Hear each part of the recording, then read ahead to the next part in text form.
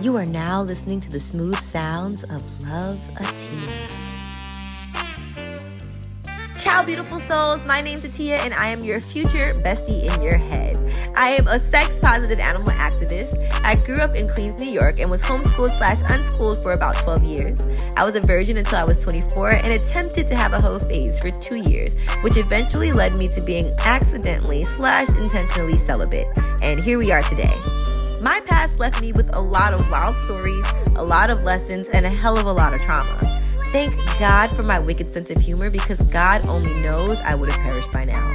With that being said, this is your gentle reminder that the Loveatiya experience was created as a safe space for me to reflect and share the lessons that I've learned from past traumas. Shit gets real on this podcast, and topics such as domestic violence, sexual assault, substance abuse, depression, anxiety, and suicide may be referenced. If you are working through feeling triggered by certain topics, this may not be the show for you right now, and that's okay. Healing takes time and isn't linear. I'll be here when you're ready. Now, without further ado, the Loveatiya experience is an experience. So get ready for laughs, crazy story times, and life-changing pleasure tips here on the Loveatiya Experience podcast.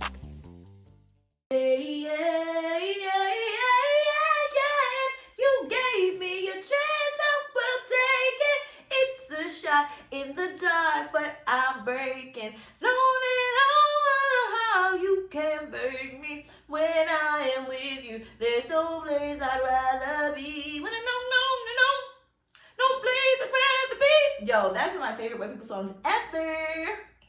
Hey, beautiful souls, what's up? It's your girl, Loveatiya, and we are back with our third installation of a video. So if you want to head over to YouTube after you listen to this on whatever you're listening on to, head to YouTube. Subscribe. That means subscribe in my language. I'm thinking about making up a new language for myself.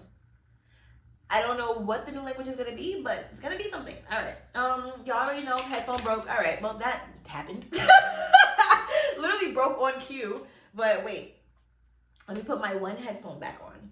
All right. Don't forget, we are still open to sponsors, microphone sponsors, and podcast sponsors in general, and headphone sponsors, because your girl only has one ear. All right. Well, one ear on her headphone. Let me make sure that I'm speaking correctly, because I've been very on it with what I produce into the universe. And I don't want the universe to just give me one ear. Shout out to anybody out there that has one ear. Shout out to everybody out there that is missing a back tooth. Hey, y'all. Mwah. Team no back tooth. All right. First of all, happy freaking November. Happy November, my loves. I have not given y'all an official happy November, because I actually had to pre-record some of these episodes, because I know I was going to be doing some traveling, working really hard around certain things. So I was like, let me try to knock some episodes out and pre-record them. So at this point in time, when this episode comes out, I would have went to the Horrible Decisions live show in New York.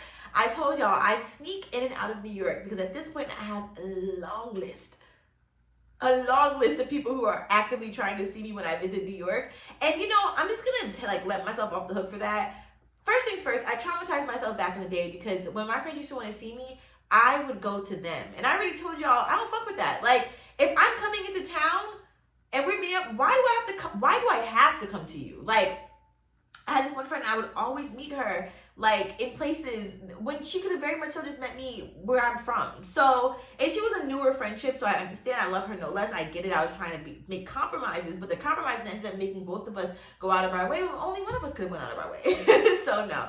I just believe in quid pro quo when it comes to people. And on top of that, there's like a hierarchy, right? So there's like friends that I've known for like 20 years. All right, so that friend is going to get seen first.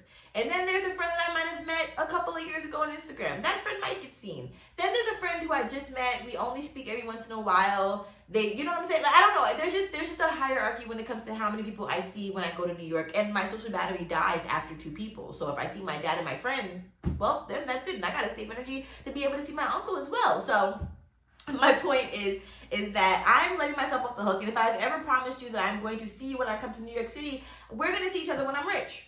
So help me get rich and then I can hang out with you. No, but I want to be able to have like leisurely experiences in NYC. You know, I want to be able to go to places I've never been at in NYC. I want to go to the Sex Museum. I haven't been there in about 10 years. You know, does the Sex Museum even still exist after the pandemic? But my point is that I feel really bad, and so I just stopped announcing when I go to New York now because I get so tired of people commenting like, "Are you in New York?"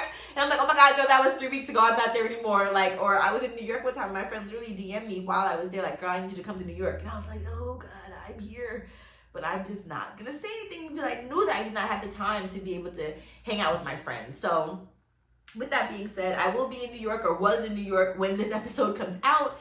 But I'm probably home by the time you're listening to this. So just know that when I get rich, I will be able to expend myself a little more. I will have the means. I will have a driver. I will have, you know what I'm saying? Like, I will be able to book a first class flight to New York and spend a week with my friends, as opposed to, you know, if I have 7 friends who want to see me and I'm only in New York for 7 days, I cannot see a friend a day plus my family. So yeah, long story short, I'm happy to be in New York. I love y'all, by the way. Like, the people that want to see me, please know that I want to see you as well. It's just hard for me to manage, like I said, friendships that I've had for 20 years versus newer friendships that I know that I need to spend time cultivating, but I don't necessarily have the means, the time, the money, the energy right now to be able to cultivate these new friendships the way that I'd like. So just know that in the future we will be able to bond, and I will keep you in mind, because I have this mindset that, like, no new friends for real. Like, when I for real make it, like, I'm not trying to be out here making a whole bunch of new friends. I'd like to be with the people who were there with me, even my IG friends or whatever the case may be.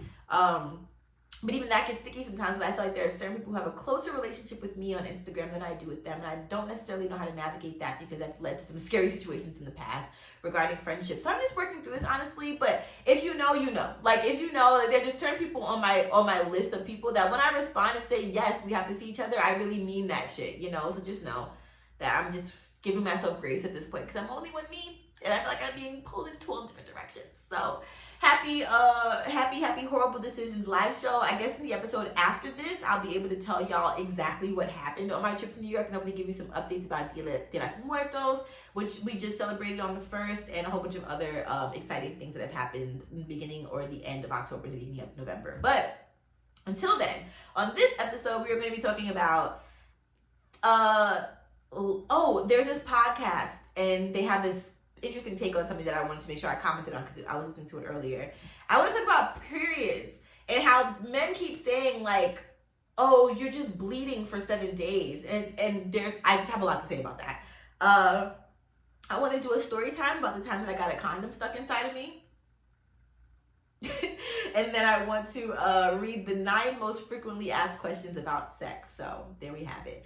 It's so funny though, because, you know, I've been doing these unfiltered episodes where it's like not going to be editing and any of that stuff. It's literally just going to be me talking my shit and trying to be mindful when I'm speaking. And so even when I talk about friendships, you know, I feel bad sometimes. Like, I feel like I have to go back just now and be like, no, but I care about y'all, just know. But it's like, no, seriously, that makes sense though. Like, if I'm new in somebody's life, and then say that I'm in Atlanta, I'm new in somebody's life, they come to visit Atlanta, and they don't necessarily want to see me first, I understand, because you want to see your family that may be in Atlanta. You want to see your other older friendships that may be in Atlanta. And no promises necessarily have been made for me to see these people when I come to New York. But like I said, I have just said that I will eventually see these people, and I'm looking forward to meeting them in person. Sometimes I wish that I could just do like a group meetup, if that makes sense, and like have everybody come at one time. Because like I said, when I did the day math, like being there for 7 days and having 7 different friends that want to see me, like I cannot imagine. And the other thing about it is that because I see all of my friends so few and far in between, it's like it's a constant catch up, right? Of course, I have things to catch up on, but you can see my shit on Instagram. But 9 times out of 10, my catch ups with my friends are usually me listening to their stuff. So just imagine me being one little vessel and then listening to 7 people's stuff while trying to enjoy a trip to New York City and trying to enjoy the things I'm doing. You know, like, I want to do activities and shit like that, but I also want to sit and chill and hang. I don't necessarily have a spot to sit and chill and hang in New York, so I'd like to be able to, like, rent out a penthouse and have some, I don't fucking know, like, I'm living delusionally right now, but I'm just saying, like, I'm giving myself grace. I've really fallen back from socializing as a whole right now, because I'm just in a little bit of a cocoon, just trying to get some things prepared, because like I said, the pockets ain't pocketed the way that I want them to pocket. It's giving empty and not poly, okay? You know what I'm saying? Getting poly, many poly, like poly pocket. That was really fucking clever. I'm giving myself a pat in the back for that one. But anyways, Okay, so the hot take that I want to have on this episode is actually based off of something that I heard on Love Thing. So this is a new segment called Hot Takes. All right, so this hot take is on Love Things with, I think her name is what is her name? Poogie? No. Poogie Johnson? Okay, wait, Love Things podcast, because I literally just podcast. Okay. What is her name? Punky and Dicey. All right, so yes, like I would love to be on that show one day, but they were definitely unpacking some stuff about this guy who said that his girlfriend went through his phone and that she had found a message. I'm sorry. This guy's girlfriend went through his phone and she found a message that one of his friends had sent to him, but this is like a sister friend, right? And allegedly they're like family, this, that, and the third, but the girlfriend came across a text from the sister that said, "Don't forget how fine I am." And then the boyfriend replied, "I won't." But like no emoji, no LOL, nothing like that, right? Or something to that effect. Or like, I don't know, he said something like, "I won't," or "I got you," or something like that. So they were going in because they were like, oh, the girlfriend is fucked up for like looking through his text messages and like, you know, like looking through his phone or whatever. And I'm obviously still toxic. I'm obviously still having a lot of wounds that I need to heal because all I heard was this bitch trying to get her dude's pennies. Like, I have PTSD from this, and I will breathe through this because I know that I'm trying to do limited editing, so I want to make sure I speak what I mean. I have PTSD because my ex had a sister, quote unquote, who was not blood related to him, who was the same age as him, who also had a crush on him, whom I think he said he also had a crush on at one point, but he allegedly decided that they were better off as friends because he didn't want to ruin the friendship. And my thing is, what the fuck? Like, that wouldn't be a problem for real, if my ex's about to call her his ex, exactly. If my ex's sister, quote unquote, I'm gonna keep actively putting heavy quotations on the sister because they were not blood related. But I would have felt okay with the fact that they had a crush on each other if she didn't actively then flirt with him afterwards. I remember one time there was this moment, and him too, he wasn't innocent. He said something like after the first week that he had spent the night at my house, and I guess he had gone back to living with her, and he was like, "Oh my God, like I woke up this morning." He texted me, he was like, "Oh yeah, I woke up this morning cuddling her leg thinking that it was you." And I'm like, that don't sit right with me. Like, that does not sit right with me. Like, oh, I'm sure part of y'all are like, "Oh, at least he told me what? He was cuddling with another woman's leg?" Like, and then I'm like, as a woman, like if I'm laying in bed with him, say that I'm her, and he wakes up, and I wake up to him hugging my leg, like cuddling my leg, I'm thinking some shit. Like, I'm thinking, oh, we're getting intimate, you know, or I'm thinking at least like some shit, something, you know, based on especially how they interacted. And you just shouldn't be touching. Like, who cuddles with their sister? Who cuddles their actual sisters? That's the thing. Like, there's like a hood sister, you know, everybody like, oh, that's my sis. And then there's like your actual sister. Like, there's a problem. That's the hood sister. And then there's the actual sister.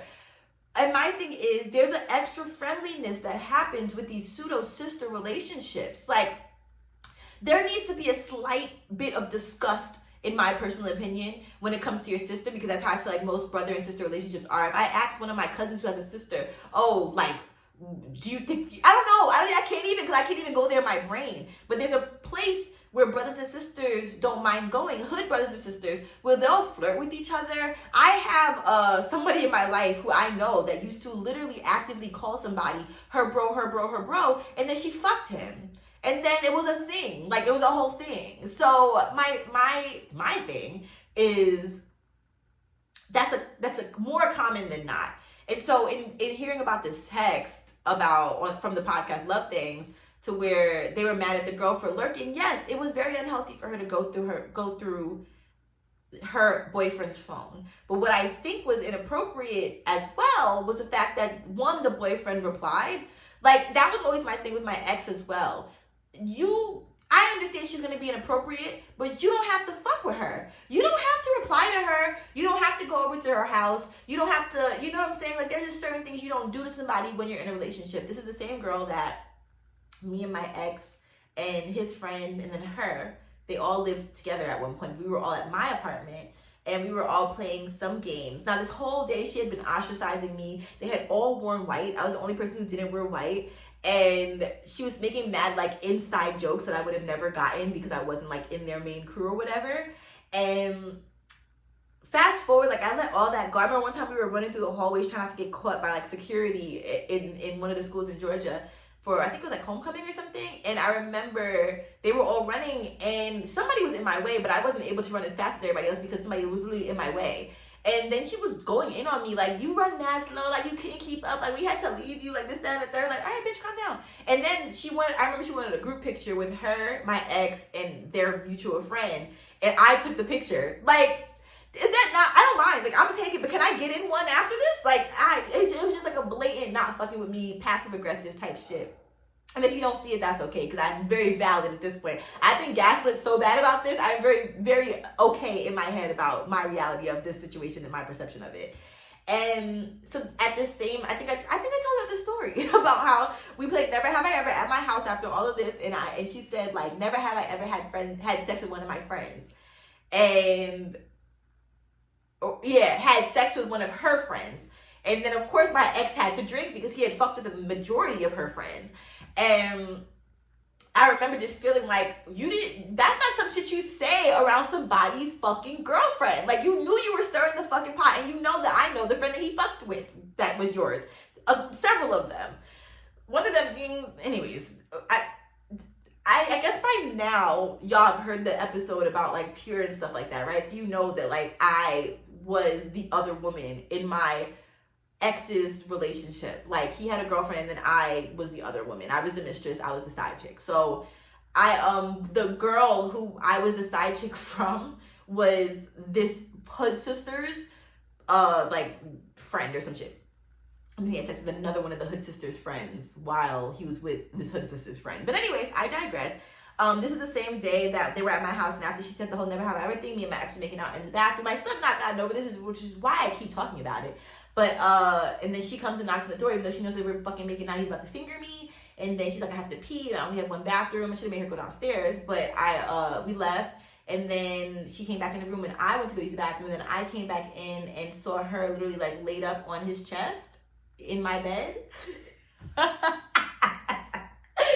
So the podcast was just triggering for me in this episode when, like I said, I felt like they were defending the hood sister. And I, like, again, hood sister is a phrase not because they're hood, but just because I feel like it's such like it's like a thing we do, like, oh, that's my sister. I mean, white people do it too, so it's not. And, like, the hood is also not synonymous, I think, is that the word, to black people. Like, black people are not the only ones in the hood. I feel like the hood, ghetto, like, I've seen this trend happening called ghetto Asian.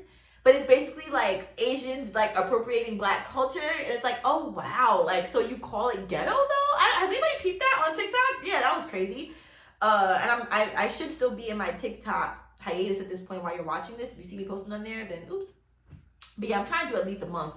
So, by I guess by now, I could be back on if I wanted to. But anyways, I still have to say that, yeah, I don't think that all relationships with women are appropriate, especially if they become flirtatious. And that was always my thing with my ex. Like, if you're going to keep her in your life, then you need to have straight up boundaries. Like, if I'm with y'all and she comes up behind you and starts caressing your ear, or if we're in the car and she's caressing your ear, even when I do this to myself, I get turned on. So if somebody else is doing that to your boyfriend, isn't that when you then, as the boyfriend, set a boundary? Like, you cannot do this anymore. Maybe you could do this when we were single, but I'm in a relationship.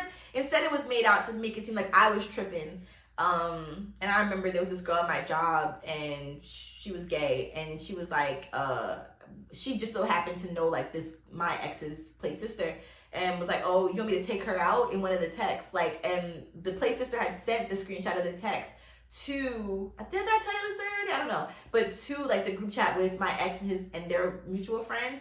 And my ex got mad because he thought that the lesbian at my job was saying, like, oh, I'm going to take her to dinner. Like, take me out. Like, I'm like, nigga, she's talking about killing me. Like, take me out. Like, take me out. Like, take me out the game. Duh. Aren't you supposed to be hood? Like, not even hood. Aren't you supposed to be, like, street certified? But I'm like, either one, your insecurities got to you so much to where you no longer remembered what take you out meant as, like, a hood saying, or two, or as a street saying, and two, you just literally wanted to, like, act dumb or play dumb or whatever. So yeah, I'm like, no, she's not trying to flirt with me, hun. She's trying to kill me.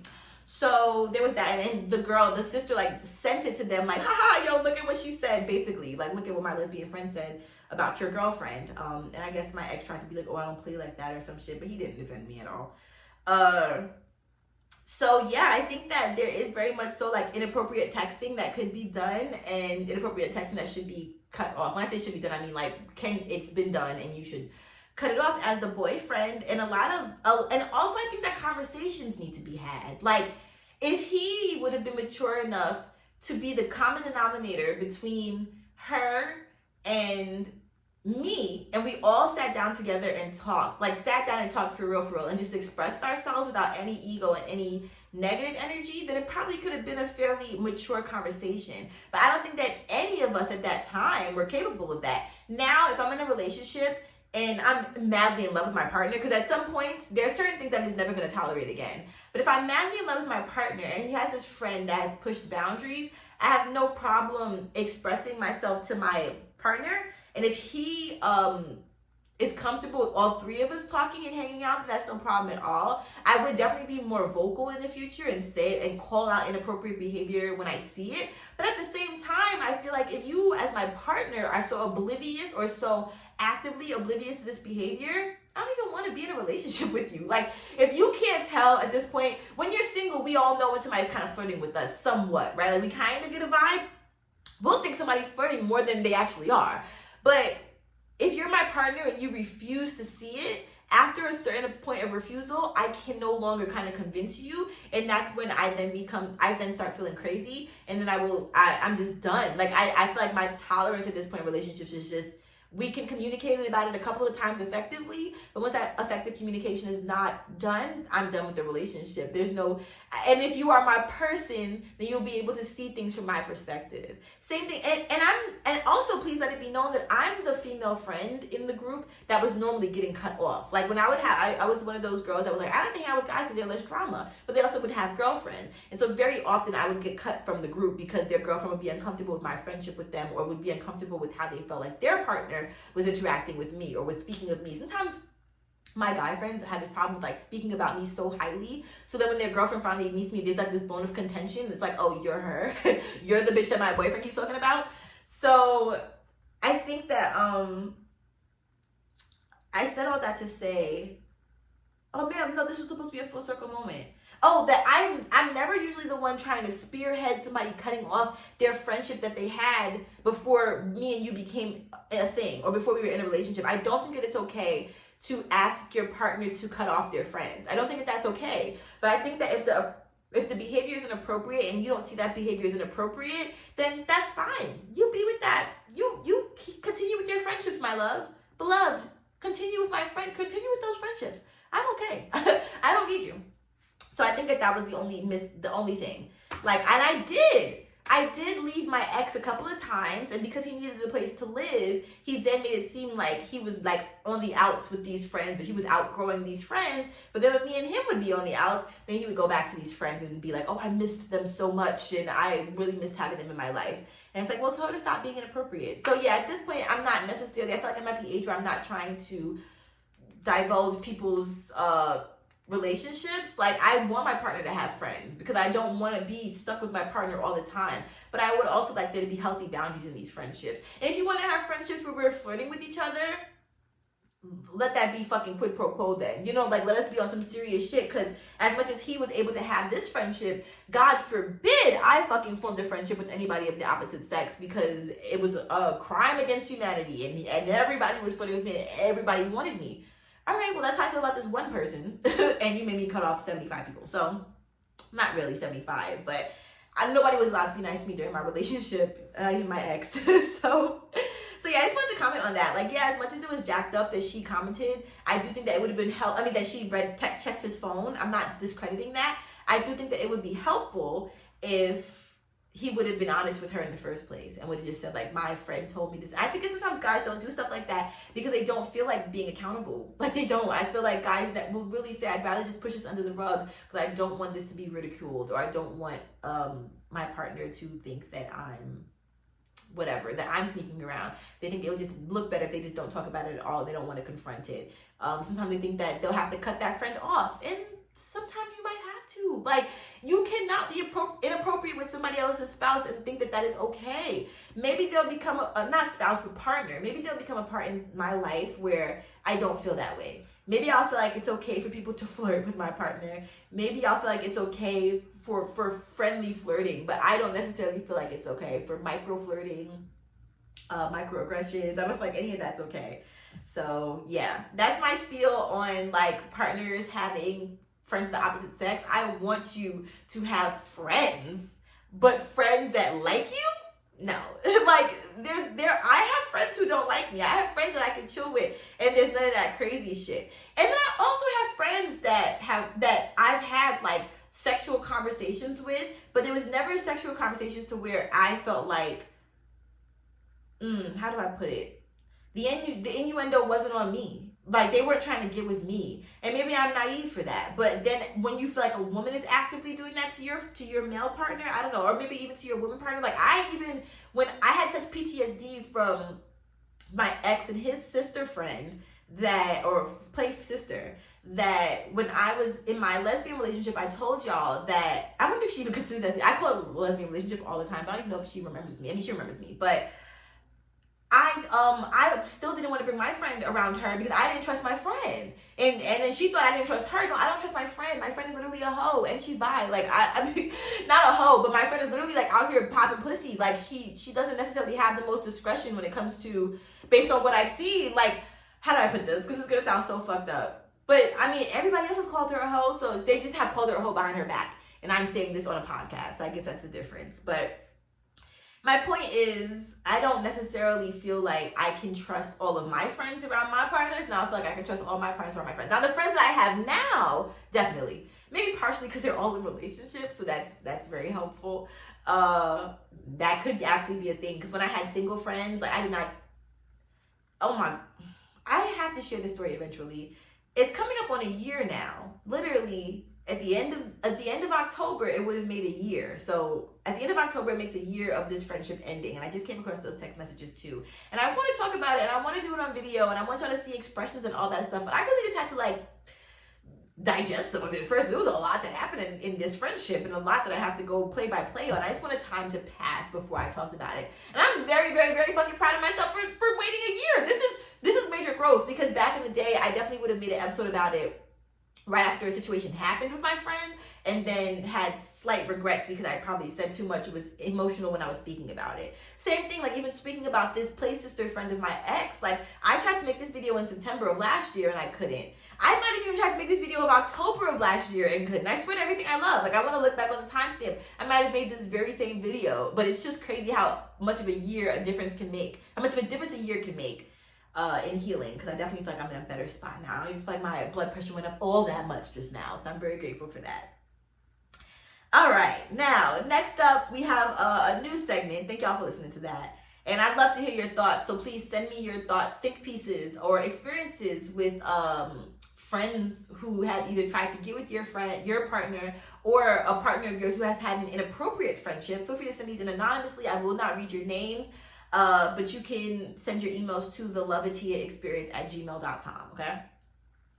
I want to talk about periods for a quick second, and just about how I feel like men are constantly making comments like, you know, you bleed for 7 days and think that you can have this attitude, or, you know, bitches are evil when they're on their periods, and this, that, and third. And it's like, no.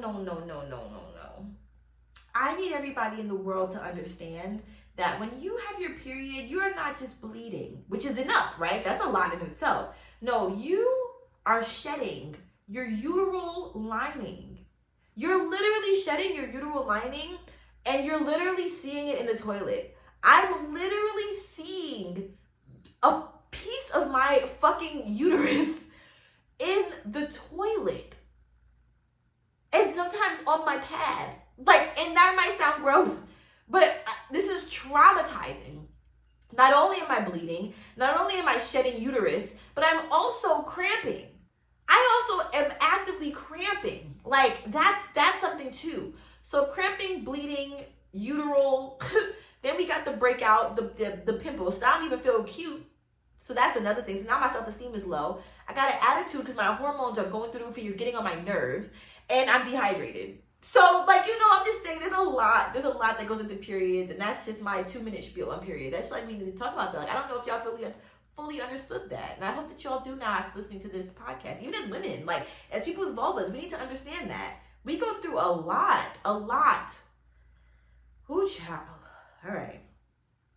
Next up, the condom. The time I got a condom stuck inside me, and then 9 most frequently asked questions. Oh my God. But first, I need to, when I'm telling y'all this story, I'm actually just going to take a quick peek because there was this email that I wanted to show y'all, and I don't even remember how to find the email.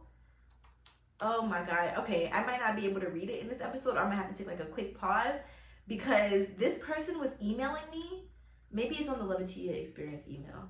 They were emailing me as if I was somebody else and like confessing their love for me. And then somebody else just emailed me asking something else. And I want to read all of these to y'all. I have to find them, so I'm going to have to take a quick pause before I, what the fuck? Okay, before I send any of this. Okay, sorry, I just got distracted by my emails. So, first things first, the time I got a condom stuck inside of me, and I will take responsibility for it, but it was really on both of our behalves, me and my ex. So, my ex and I finally started having sex. We were not having sex frequently, but I do remember this one time we actually had some really, really, really good sex. Such good sex to where when we were having sex, afterwards we fell asleep and he stayed inside of me with his penis inside of me in the condom. And I thought that we woke up still like that, but maybe from my recollection, maybe we actually, I might have woken up in the middle of the night and we were still inserted, which was really, really comfortable. Like, I was very comfortable with his penis inside of me at that moment. Like, I don't know, it just felt like really, we felt tethered in a way. It was very interesting. Like, I would do that again with another partner, but not necessarily fall asleep. Like, that's the part where it got dangerous. So, he had ejaculated in the condom at this point. So when I woke up that next morning, I didn't think anything of it. I didn't remember any of that. But I do remember I went to go use the bathroom. And when I went to the bathroom, I was peeing. And I told y'all normally, like, I'll feel down there sometimes. I always just, like, feel and smell or feel and taste. But something made me put my finger down there. And it felt like my entire fucking, like, uterus or, like, vulva or vaginal canal was like sinking, like coming out of my vagina. And it was very scary. And I remember thinking like, yo, my vagina's broken, like broken pussy. But come to find out, it was actually a condom that was stuck inside of me. And I don't really remember how I even got it out or how I discovered, but I think that at some point, I think I pulled it out. I don't remember him being a part of this in any way, form, or fashion besides getting me my plan B. But yeah, I pulled the condom out of me and it was like inverted. Like it was literally inside out. So my point is like the contents, technically the air could have killed the sperm. I think that's how biology works. But, or otherwise the contents of his demonic sperm was going to be in my fucking vulva, vaginal canal. And I was not doing that. I was not having his kids. So I don't think he was demonic. I think that the brother just had a lot of issues. I think his sperm could have had demons in it, but I don't think that he was the demonic. I think that he just needed a lot of love and needed a lot of help, and that's not what anything I was able to provide to him because he was fucking my life up. So I couldn't have his kid, and so I ended up telling him like, yo, I need a plan B. And he went to Walmart, probably took my car and got the plan B, brought it back. I took it that day because I think it was the day that I discovered the thing about the condom, but the thing about it is that I'm so, you know, like holistic and natural and all that stuff, that when I have this foreign shit in my body, I'm like, what the fuck is this going to do? And it's an abortion pill, so it's literally in my body to kill something, and yes, to kill some cells. But it was just a little bit of an eerie thought. Granted, again, let me just make it very clear, I am very much so pro-choice, aka I'm pro-abortion. Choose to abort that motherfucker, but but I would just say all that to say that it was just still a scary experience to have a plan B and then to hope that it worked. I don't remember taking a pregnancy test. I don't remember taking a pregnancy test at all. I feel like I definitely would have remembered that and kept it if I would have taken a pregnancy test. So I probably was good. I might have even gotten my period shortly after that, so all was well. But yeah, that was a time. And that was the first and only time I've ever gotten a condom stuck in me, from what I can remember. And I think that is a sign normally that your partner does not fit their condom. But also it was just us being irresponsible, because we've used those condoms before. They fit him perfectly before, and it was just the whole lubrication, falling asleep, come inside of it, inching out of me, everything. It was a lot. So yeah, that was that. The time that I got the condom stuck in me. That was a quick story time. It only lasted like, what, 4 minutes? Goddamn, I just talk really fast. But I was watching this clip the other day, this fucking podcast, and this girl was talking like this. I didn't give a fuck what she was talking about. I could not. So that's why I just talk my fucking pace and call it a day. But I wanted to read the 9 most frequently asked questions, and then I'm going to take a quick pause because I want to find these emails and read them to y'all, because I have been getting some crazy shit in my inbox. All right, so this is from thefutureofpersonalhealth.com, and it's the most frequently asked sex questions answered. And these questions are answered by Dr. Eve Espy, and she's chair of the medical advisory and committee for Bedsider. I just like that it's a woman as well. But okay, number 1 is, can you get pregnant during your period? Again, please remember that a lot is not known in regards to like women's sexuality, women's reproduction, women's bodies, everything. So let's take all of this information with a grain of salt, because you'll see in the end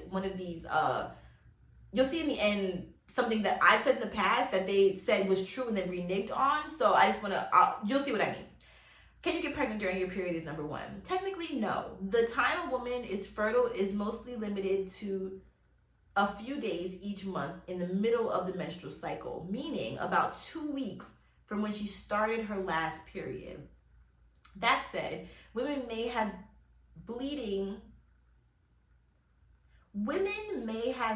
during their cycle that is not a true period. Oh, that's interesting. If a woman, for example, has irregular periods and has some breakthrough bleeding, she may think it's her period and still become pregnant if she has sex during that time. That's interesting. That's very interesting. But I don't, I'm sorry. Have y'all had period sex before? We'll tell that story another time too. And it's not ill to period sex. It's just my own personal shit. Number 2, how do I make sure I orgasm during sex? If this question means how does a woman make sure she has an orgasm during a night of sex, then it's about a woman figuring out what makes her have an orgasm and how to incorporate that into sexual activity with her partner. This comes easily for some women and not so easily for others. We live in a culture where women are often more comfortable with romantic thoughts and less so with sexual thoughts that may be more effective in leading to arousal or orgasm. Let me read that again. We live in a culture where women are often more comfortable with romantic thoughts and less so with sexual thoughts that may be more effective in leading to arousal and orgasm. Wow. When orgasm doesn't occur easily or naturally to a woman, I suggest fantasizing masturbation, use a vibrator, and a visit to the sexual resource center. If you can do it on your own, it's often easier to graduate to doing it with a partner. And that's one of the reasons why my mom bought me my first vibrator. If the question means how to make sure to have an orgasm during penile sexual intercourse, that's a tougher question. I would suggest that this is not a worthwhile goal, at least all the time, as it would require fair more amounts of logistics. Nothing wrong with taking turns. That's very interesting as well. And that leads me back to just thinking about the sensate touch and the non-goal oriented touch. And even with my lesbian relationship, I tell y'all all the time, I felt so good just being with her, being in her presence, being held by her, being touched by her. I was a waterfall before we even got sexual with each other. So I know that the same can be said if I'm with a partner of any sex, of any gender identity that I'm comfortable with. They say number 3 is, what do I do when the condom breaks? First, consider getting tested for STDs if you were using it to prevent them. Yeah, agreed. I mean, unless this is not a part, yeah. I mean, I always say get tested regardless. If you're concerned about getting pregnant, there are 3 ways to prevent it, explained here in the order of effectiveness from most to least. So the first one is go to your women's health provider, doctor, midwife, nurse practitioner, or PA. I'm not sure what PA is. And have a copper IUD inserted. This is about 99% effective in preventing pregnancy after a condom breaks. Oh, wow. That's interesting. It can also be used for up to the next 10 years for contraception if desired. You can do this 5 to 7 days after the condom breaks. Oh, shit. Did y'all know that? Wow. Okay. Copper IUD. And then next is phone or go to your women's health provider and ask for a prescription of Ella. It's a ulipristal acetate, a single pill that is effective in preventing pregnancy. Less so than the copper IUD, but more than a plan B. You can do this up to 5 days after the condom breaks. The third thing is go directly to your pharmacy and pick up the over-the-counter plan B. It says it's called levonorgestrel, a progestin, and you can do this most effectively up to 3 days after the condom breaks. I know some people who pop Plan B like it's a fucking vitamin. I don't recommend that. I don't recommend that at all. Just practice safer sex. Number 4 is, does penis size matter? And boy, do I have a lot to say about that. Does penis size matter? Like anything, it may matter to some people. Like being thin or having a nicer car might matter to some people when they choose a partner. Okay. Being thin, no, I wouldn't be thick, but okay. Depending on how much certain looks matter to an individual, penis size might be considered too big or too small. It certainly seems to matter to some men for bragging rights and for the amount of trash they talk about it. It may also matter for some women and men in terms of how a certain size penis feels during intercourse.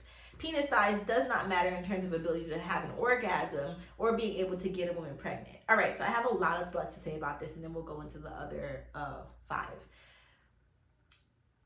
The average penis size is 5.1 inches.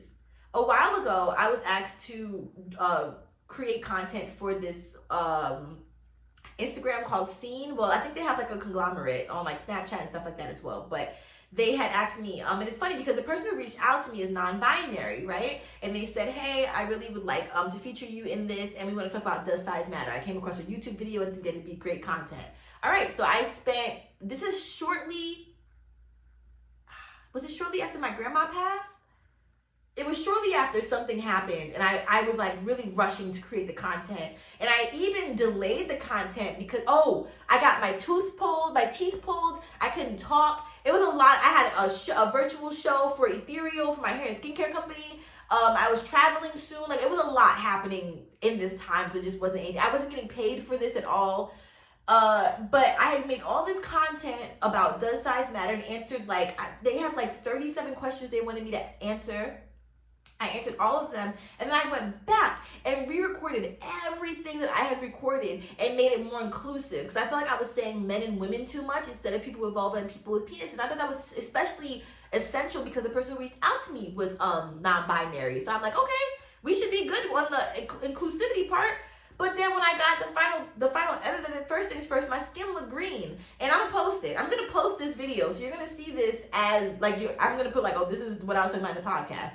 But I was a little bit embarrassed about it because 1, I felt like they made my skin look green. 2, they they didn't put any of my inclusive parts about if size, sorry, my battery thing came up, if size mattered or not. So for non-binary people specifically. So yeah, and I always want to come off as the more inclusive that I am, the more I'd like that to be showcased. I don't want to come off as anything, but I always just want to be an inclusive person in all stuff. That's why when she was like, oh, you know, if you prefer thin, I'm like, well, not everybody prefers thin, you know? So yeah, some people prefer a little thick like me. But I still have to say, when it comes to penis size, I have always wanted to have this conversation. And my best orgasm that I've ever had has been with somebody with the smallest penis that I had encountered. I told you, for whatever reason, the universe kept plopping these big dick niggas in my life. And it's like, I don't need a big dick. It doesn't take, I don't even really need a dick. Yeah, give me a finger and I'm fucking good. So give me, use a toy. But with that being said, I've talked about this in previous episodes about the guy who said that his penis was too big. I actually talked about this in, I think in the podcast with Nigel Marcellus as well. You can check that out. He just dropped that, I want to say last month. So yes, be sure to check out the Nigel Marcellus interview series where I got interviewed by him and his co-host Aaliyah, and that was amazing. We had a time and I learned a lot about men. But we were talking about size, and I was talking about my partner who, we were never sexual with each other, but he said that his penis was too big and that it turned a lot of women off because it was so big. And I'm like, yeah, okay. He sent me a picture of like the outline of it, and I'm like, okay, I guess I've definitely seen bigger and have experienced bigger myself. But I told you I have this thing that in my mind correlates between like your sanity. Like if the bigger your penis is, the less sanity you have. Like I have a lot to say, but I also never want to feel like I'm in a place of shaming, because none of us can control I can't control what size my clit is. You can't control what size your penis is. So I always want to make sure that I'm very clear in that. Like I'm not shaming you, but I think that everybody does have a preference. For instance, I prefer a smaller to medium-sized penis.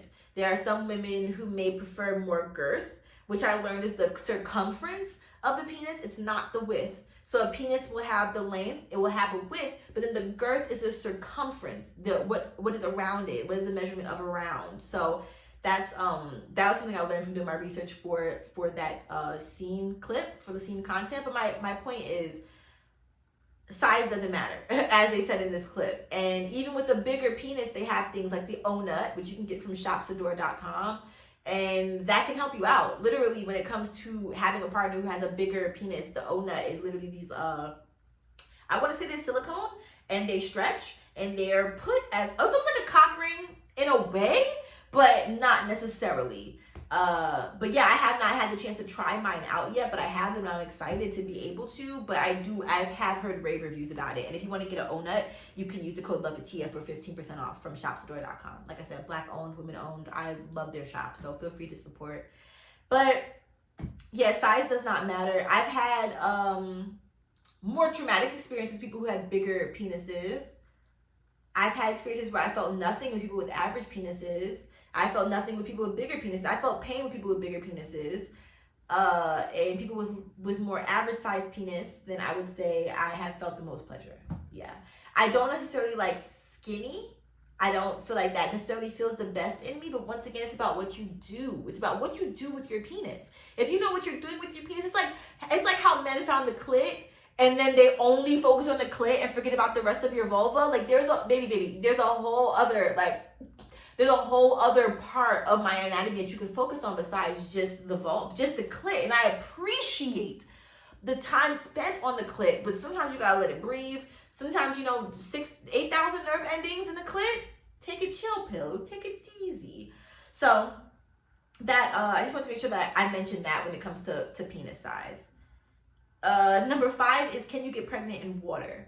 Of course. All that has to happen is that the sperm is deposited in the vagina, where all millions of them shoot through the cervix, into the uterus, and down the fallopian tubes looking for an egg. Pause, fag on the play. Now that I think about it, that's crazy that the uterus is through the cervix to the uterus, through this fallopian tubes. Yeah, that the uterus is above the cervix. So technically, maybe that's why we get the cramps. I don't know, because I don't get cramps on my whole period, but I'm just like, wow, my uterine lining has to travel far to clear out. That's deep. Shout out to my body and my fallopian tubes and my uterus.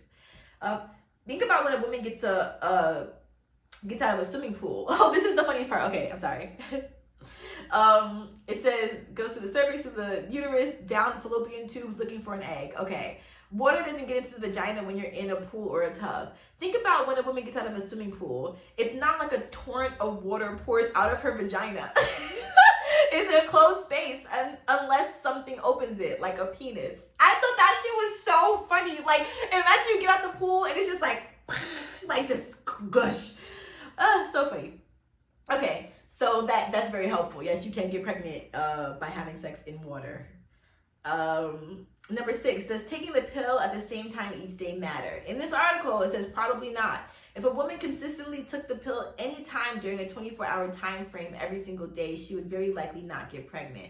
But missing pills is the most common reason women get pregnant while on the pill, and it's also the reason why the typical use failure rate of the pill is 8% instead of the perfect use failure rate, which is way less than 1. That's interesting. It's a good idea to tie pill taking to something you do routinely, like brushing your teeth. I also suggest to women that they take pills in the morning, then they have all day to remember to take it if they forget. That's interesting. Instructions for what to do when pills are missed tend to be confusing. Once you miss a pill, you're more likely to miss more pills, but timing during the day is not a critical issue. Okay, I was definitely like, that was the thing when I was on birth control for that week. I was fucked up. I could never remember to take it. I was taking it though, but it was like I had to actively set alarms.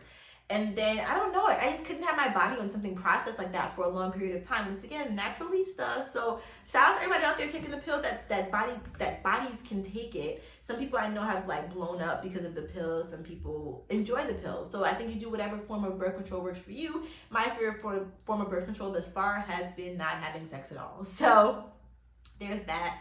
But yeah, I just also don't feel like people necessarily, I don't like, has anybody looked into what's in the pill?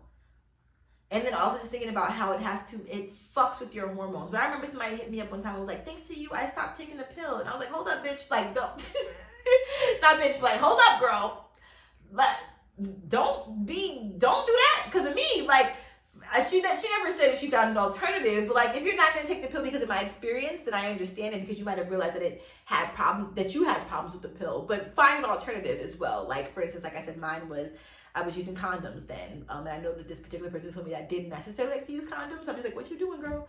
But they have, like I said, the copper IUDs, patches, the pills, there's something called, Lola Cora?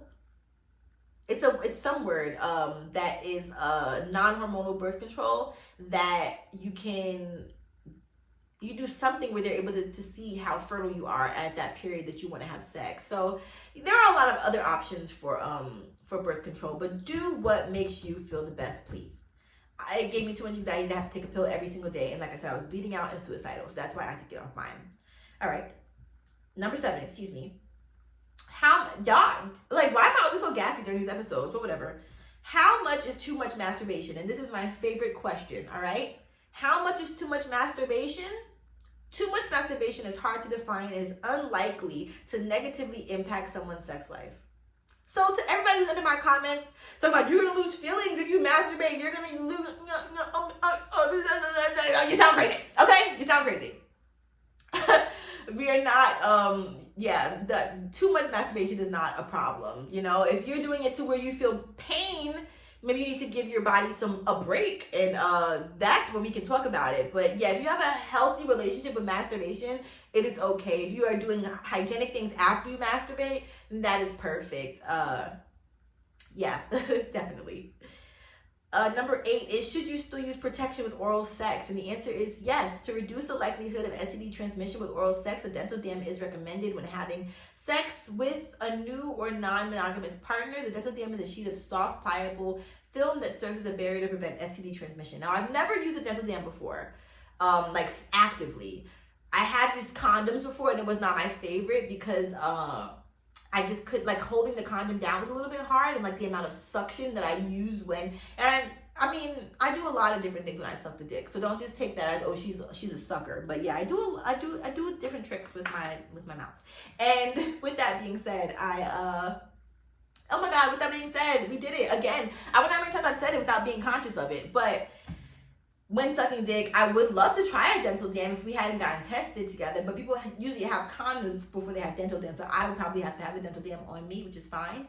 But yeah, you can, as for STDs you can get, I posted this on TikTok and Instagram. When it comes to oral sex, you can get syphilis, gonorrhea, chlamydia, herpes, HIV, trichomoniasis, and HPV, the human papillomavirus. So just a note for that. It's not, you are not immune from getting STDs just because you were sucking dick. That's like straight up throat in contact. Like that's a lot. And vice versa, that goes for giving and receiving as well. Certain things, like certain ones. Let's look into that. What STDs can you get from giving, and what STDs can you get from receiving? In my mind, it would be all of them, but I just want to do some research. All right, number 9 is the last one. It says, can you get pregnant from pre-cum? So this is the one that I was saying that I've heard different evidence of this before, but she also says the evidence has changed. So we'll go with this. This goes to my, anyways. Current thinking is that a woman is unlikely to get pregnant from pre-cum since some recent research suggests that there are no sperm in pre-ejaculate. It was thought in the past that there was sperm in pre-ejaculate, accounting for the relatively high failure rate of the withdrawal of the pullout. It turns out there are likely not sperm in pre-ejaculate, and what actually accounts for the relatively high failure rate is that the man doesn't actually pull out. So I have mixed emotions about this, right? Because I told y'all about the story in episode 3 where I thought I was pregnant from pre-cum because I was rubbing on this man's dick, like dry humping it, and he had pre-cum. Now, I probably wouldn't have gotten pregnant like that because the pre-cum would have hit the air and died, or the sperm would have hit the air and died before, or what, any traces of sperm would have hit the air and died before it officially made it onto my vulva. But who knows? Maybe it didn't. Maybe it had some resilient shit. But the thing that kind of aggravates me about this is this last part sounds very man-driven in the research that was presented. It sounds like, oh, if I say that pre-cum can get people pregnant, then I'm fucking it up for the patriarchy, and then they won't be able to use the pull-out method anymore. So let me come up with some new research that shows that there is no sperm. But how is there no sperm in pre-cum if there is traces of urine in squirting? How? We just did all of this research. We have a whole episode about squirting and how it filters through the same place that your urine filters through. And so it has similar composites of your urine, and it filters through the same place. So it may have traces of urine. So why would pre-cum not have traces of sperm or even fresh sperm as it's coming out of your penile hole? That's my own personal take. I'm no scientist, but I'm just saying, scientists are people too. I also don't like the words like, it was thought, relatively high failure rate withdrawal, it turns out, likely. It's likely that sperm is not in pre-ejaculate. Likely. I don't like that. I don't like that at all. So there's that. Okay, but that's number 9, and we're gonna take a quick break because I actually just need to find these emails that I want to read to y'all, and then we can unpack what we just heard in that article as well. All right, and we are back. So I told y'all that when I was in the midst of moving out of the country, I had already been revisited by my stalker for the last, I want to say he's been stalking me for the last like 2.5 years, which is why I never say exactly where I am in the world. But I started getting some really alarming emails from this one person who was sending emails back to back to back. One email was sent March 25th and March 26th, March 26th, March 26th, March 26th. So this is email number 1. Not from my stalker, from someone totally. Wait, what's happening? No. Okay, after some minor technical difficulties, let's do email number 1 again. So the first one is, hey girl, where did you go? I miss our hot little chats. I miss my older woman fantasy too. You give beautiful and curious mom a whole new meaning. you also know how much you inspire people. I think it's supposed to say like me to be a better person. And then they signed off. Oh shit. Okay, that was Saturday, March 25th at 11 p.m. The next one was titled "Very Worried" in the subject, and it said, and this is on Sunday, March 26th. They woke up worried at 6 a.m. They said, "I hope your husband didn't read our chats. I could never forgive myself if something happened. Please let me know what's going on." Uh-oh. All right. Then I got another one at 7 a.m. on that same Sunday. And the subject says, "Please. This is driving me crazy. Could you at least let me know you are safe and okay? I have been praying so hard for you." And then that's the third one. This is the fourth one, sent at 9 a.m. that same Sunday. And then they put in the subject, "I understand." And they said, "I guess we went a little too far. I hope that you don't have regrets. It was all very new to me too. And I've never chatted like that at work. I hope you will let me know how you are doing someday. Thank you for some amazing memories." Aww. And then the last one is from 9 p.m. So that was 9 a.m. This is 9 p.m. So they had a change of heart. Said, "Don't you ... in the subject." And then the bottom says, "Miss the tingly feelings." It's supposed to say, "Don't you?" in the subject, "Miss the tingly feeling you said you got from our chats? I know I do." Or, "I know I do. I haven't told anyone about us. I'm just as nervous about people finding out as you are. I'll keep praying for you." And then they sign off. I can't even tell if it's a woman or a man. I thought it was a woman at first. Thank God they stopped messaging me. And my thing is this a prank? Because like, y'all already know I've been catfished before, but to me, like, you sent 5 messages in a row, first of all, 4 messages in a row throughout the day for the first 3 hours of your day, and then saved it for the last part of the night, and then whatever. But you sent it to my email address. Like, it's not like my email address is cutegirl256. It has my whole name in it. You know, like, all of my email addresses have my name in it, so, or most of them do. But yeah, so that was the first message that I received. That was very, very interesting, or the first set of messages. And then this other message is a more recent one. And I think that this might have actually been a legitimate request. I'm not sure, so let's read it and find out. They said, "Good morning and hi from Miami. We're writing this email because we have a 20-year-old friend who has not lost his V card and wants to, quote unquote, wait until it's the right time." And they put in parentheses, "most likely never. The thing is, he always mentions you would be the only person that he wouldn't want to hold his virginity for. He speaks as if he's absolutely in love with you. If interested, please reach back. The flights and hotel would be booked by us. Thanks for your time." As much as I would have loved a flight to Miami, I would have had a lot of, I sent my friend this and I was like, "Oh, what do you think I should do?" I would have had a lot of requirements. Like, first things first, I've been celibate for a year and a half, so I'm not just like some random, you know what I'm saying, girl going around popping pussy for anybody. But I will say that this reminds me of back in the day when I wanted to share my virginity with a partner, and Diggy Simmons was on my list. And I would have loved for Diggy Simmons to have reached back out to me and been like, "Hey girl, oh, there she go. That's the one I love the most. Such a cutie, right? Yeah, boys time, but they don't do it like her." Oh, so I fully understand. I just realized that my AC is still on, y'all. A mess. All right. Anyways, I apologize to this person, but I will not be able to take you up on your offer. I'm so grateful that I have someone's affection. But I do think that when you share your virginity with somebody, it should be with somebody that you love and care about. Not somebody that you are infatuated with or may just like from a social media persona. Because sometimes we ain't all that we're cracked up to be in person. Even though me, personally, I exceed the bar. But I do believe that you should do it when you're with somebody that you love. It's just a different kind of connection. And also remembering the connection that you have with that person afterwards. Like, me and my ex were so traumatic that so many things came in between the timeline of me sharing my virginity with him versus us breaking up, that I was not stuck on the fact that, like, I shared my virginity with him.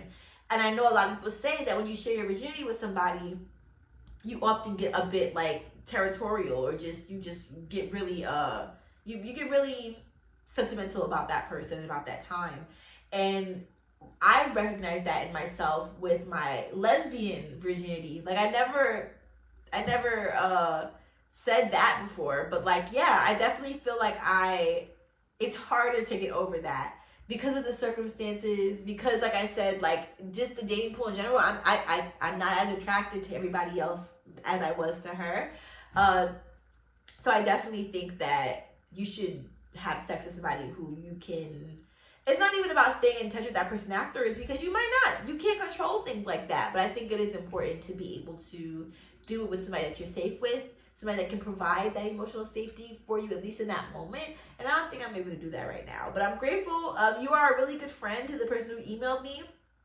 I'll reply to this as well. Just let them know that I'm not able to fulfill this wish. But yeah, I thought it was really cute. I thought it was really funny. A little nerve-wracking, but I didn't know if it was a joke at first, but I think they might have been legit. And yeah, like if you're gonna fly me out, I need to fly out first class. If you're gonna put me in a hotel, put me in a 5-star suite, you know, I can give you a list of my faves. But yeah, that definitely was something that I wanted to be able to read to y'all. So yeah, I don't know what the fuck to do about old girl or guy from the first set of emails though, because they was going through it. So hopefully I never replied to them, because I feel like once I reply, it's gonna be it's just gonna feed back into their delusions of whoever they thought they were emailing that was literally not me. You literally typed in my email address 5 times. Like, okay, or 4, however many emails how many emails was it? 5, 4? 5 times. Yeah, literally. So anyways, let's talk about life, because I have a couple of more minutes left on here, and I don't have anything else in my outline, but I just want to have like a casual conversation with you as if I'm talking to a friend, you know? I'm at this part of my life now, and thank you for listening to that, by the way. That segment is called Email Segment. Now, I want to come up with something like Laughing with My Love Bugs, or I don't know. Do y'all feel like I should come up with legit, like, segment names? You know, like how Horrible Decisions has, like, Vanilla, I forgot what I watched every single episode of their podcast and cannot remember what it's called. Vanilla Shit. They have Vanilla Shit, they have like their icebreakers and stuff like that. But do y'all feel like I should, I don't know. Okay, so right now I feel like I'm fighting a bit of imposter syndrome. And I feel like it's imposter syndrome against the world in a way. Because I see myself, I see my light, I see the traction, I see the slow build. And I think that comparison is probably what would be the death of me, you know? I see people getting literal overnight success. Like there's this guy on TikTok, y'all probably have seen him before. I have a big old crush on him, and I'm actually very proud of him. I decided to follow him on Instagram because I was comparing myself to him. But I love seeing him on my timeline. He's very funny. But he's the one that'd be like, it's the way you act. It's the way you act. That guy, he went from like 100,000 followers, and I think that's when I first started following him, to last time I checked, it was 800K, but he might have 1 million by now. Like, he really might have 1 million.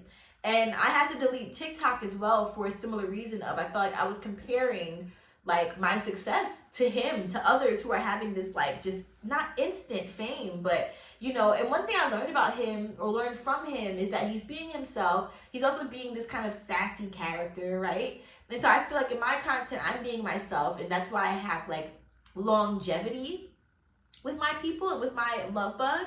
But I think that there's just like a missing gap of me being seen by other people. I think that I'm being seen by the right people. I feel like I'm so grateful. My views for my podcast get higher and higher every episode.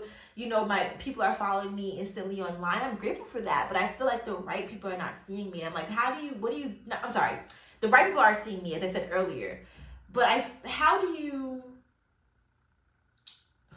okay, one more epiphany before I get to this question. I've also been realizing that the things that I was building up to, like the fame and the people that I wanted to be friends with and all this stuff, like ever since I moved out of the country, I feel like I've also moved away from the matrix a bit. And so I feel like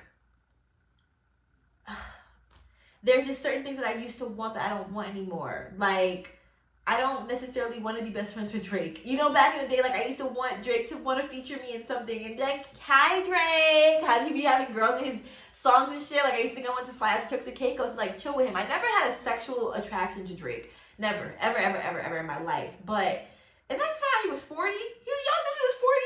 And he's also on my hit list because, not my hit list, but he's also on my list because he made that quote talk about, America, whipped and chained you like American slaves. No, see, that's and that didn't, no, people didn't talk about that enough for me. You know, they talk about, oh, he's sassy, this, that, and third. No, he's racist. Like, whipped and chained like American slaves, but you didn't hear this from me because he be coming at people. He did. But Drake, if you do see this, send me $1 million and I'll delete it. Or I'll feature you. But don't do me like that Bobby girl that we made her delete all her shit off her page. But anyways, my point is that there used to be things back in the day that I cared more about, and now I feel like they just don't matter. Even everybody going to the Beyonce concert, granted, I wanted to go to the Beyonce concert so bad, so I'm not going to shit on that. I'm very proud of people who were able to go.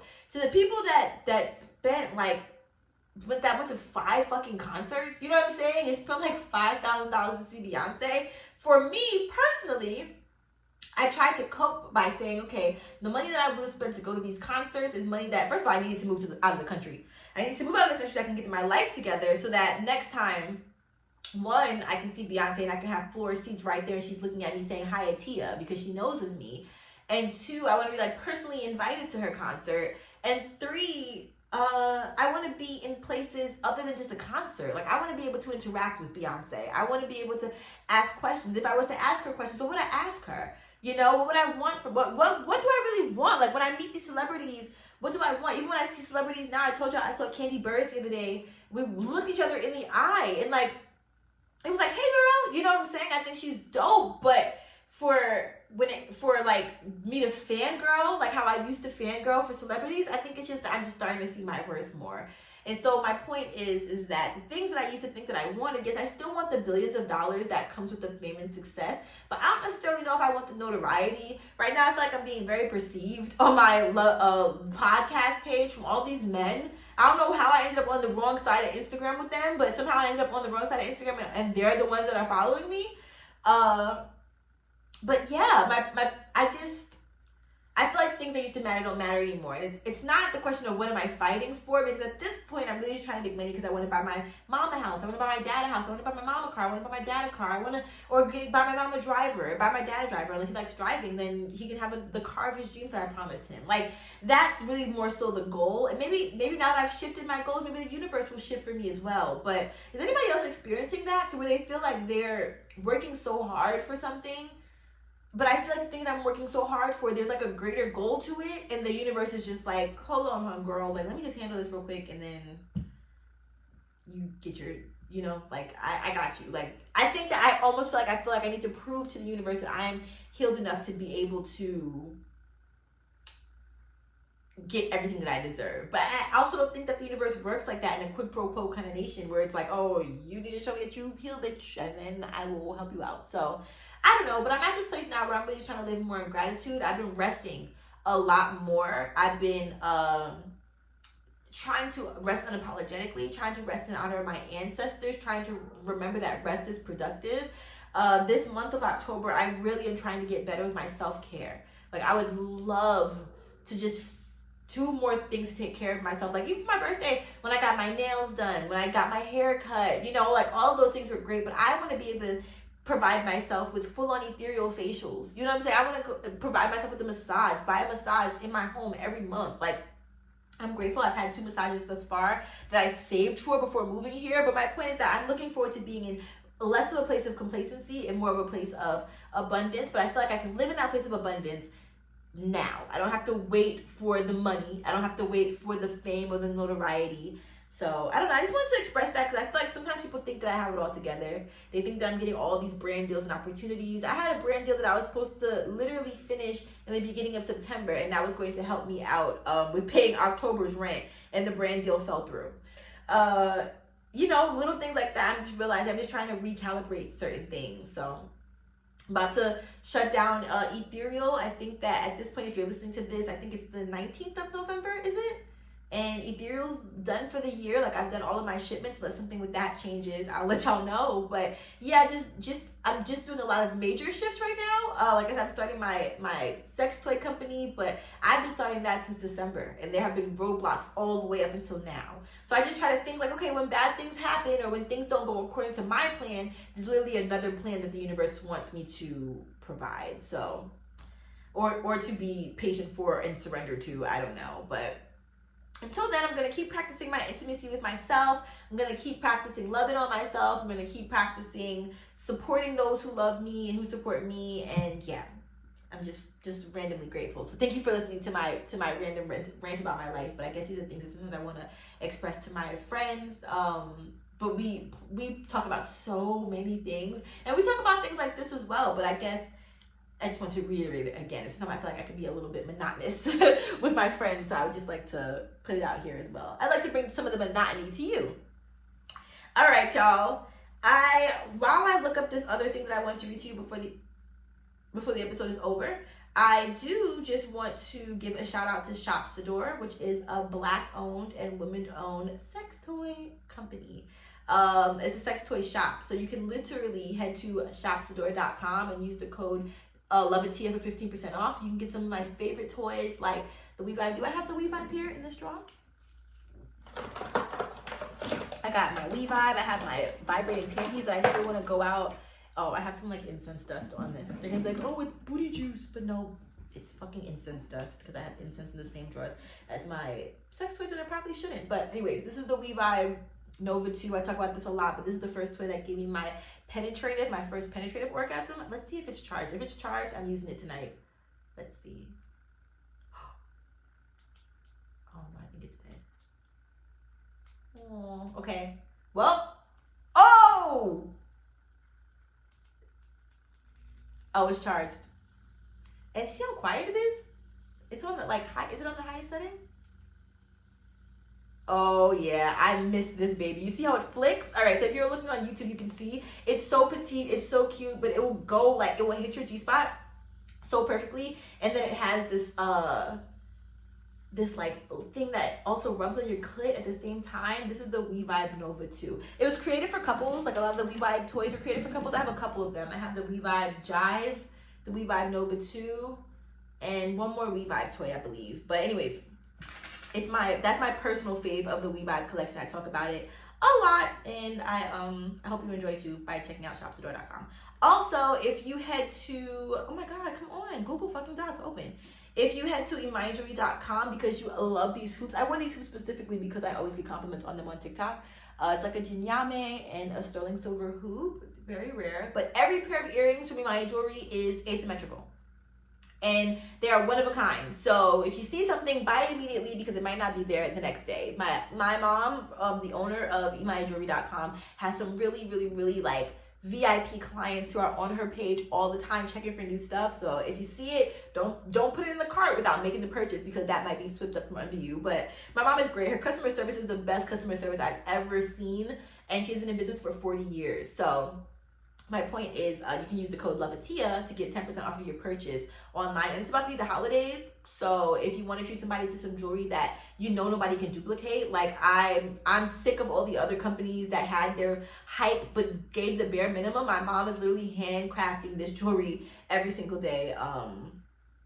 Yeah, and it's an amazing thing to watch. So I just wanted to make sure that I highlighted that. Okay. Oh my god, yo, I've been looking up Google Docs this whole fucking time, and I was trying to be smooth with it, and then I decided to take a full-on pause. Okay, and last but not least, be sure to check out heavenhighnyc.com if you would like some plant medicine. They have plant medicine of all kinds, plus vapes, they have psilocybin, they have gummies, they have actual flower, and they ship. So if you are in a place where it is very hard for you to get marijuana, and I'm talking about some good shit, get it legally from New York City by heading to heavenhighnyc.com and being sure to mention that you learned about them from me. Okay, so that's that. All right. Oh wow, this is very interesting.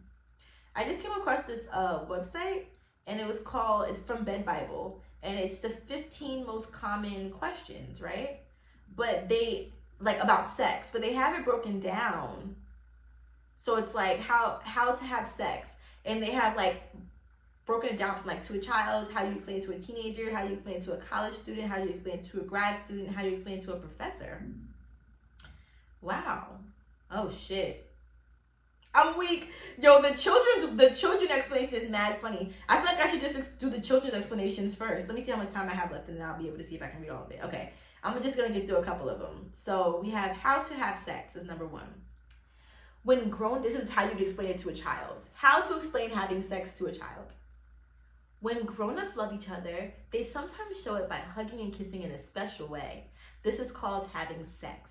And it is how babies are made sometimes. I don't think that that's a good way to explain sex, because then you're gonna see people walking down the street hugging and kissing and be like, oh, mommy, look at them having sex. Like, I was watching Down for Love, and it's a series about people with Down syndrome, and I think I see it in the Netherlands or something like that, somewhere in Europe. But I love every last one of them.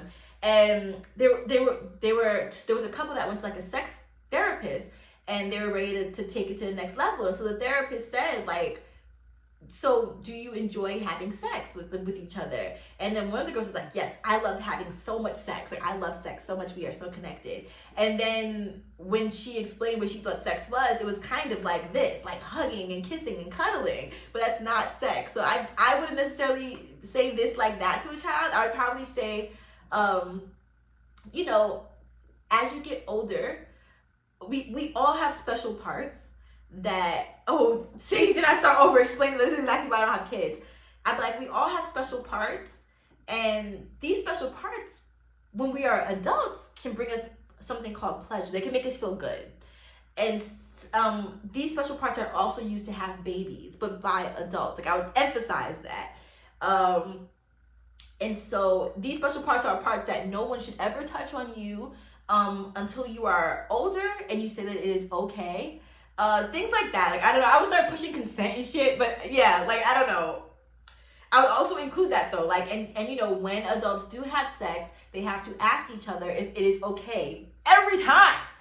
Every fucking time. I think that even as a married couple, you should definitely ask for consent, because that would just take away so much of the fucking rejection. Like, babe, are you down? You know, there are cool ways to ask for consent, and there are cool ways to give consent. But as long as you're fucking asking and then taking the answer that's given to you, that's important.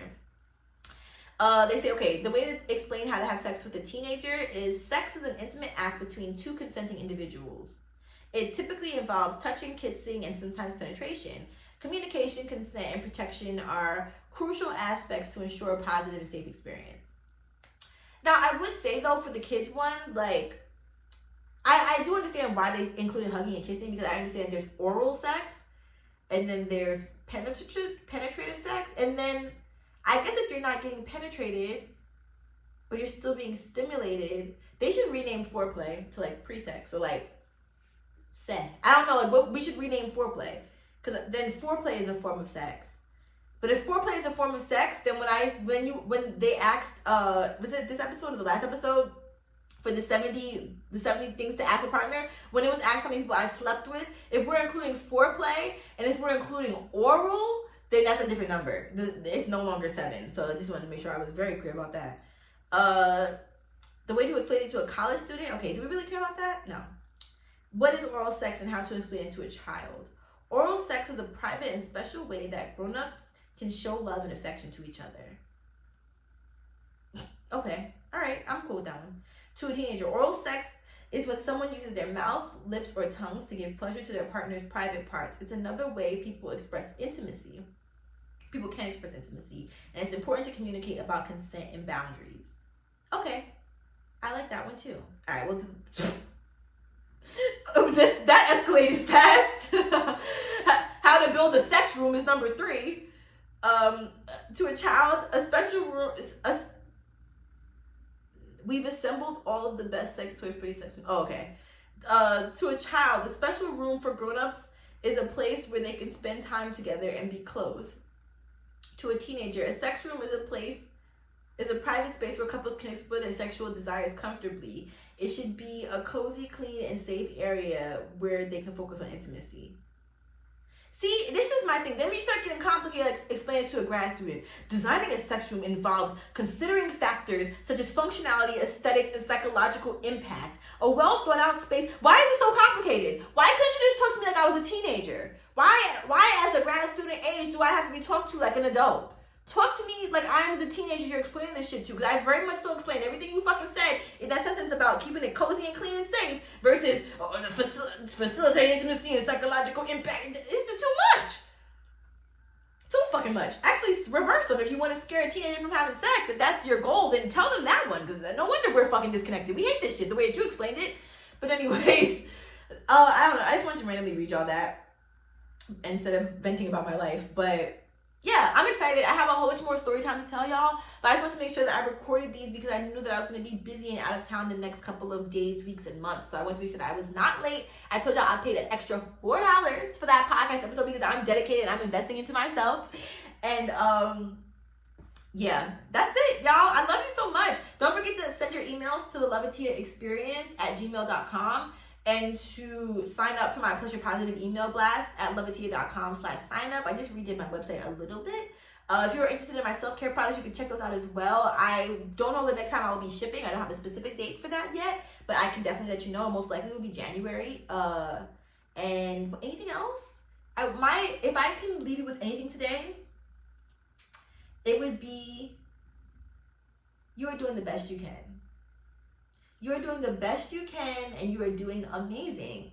And I'm so proud of you.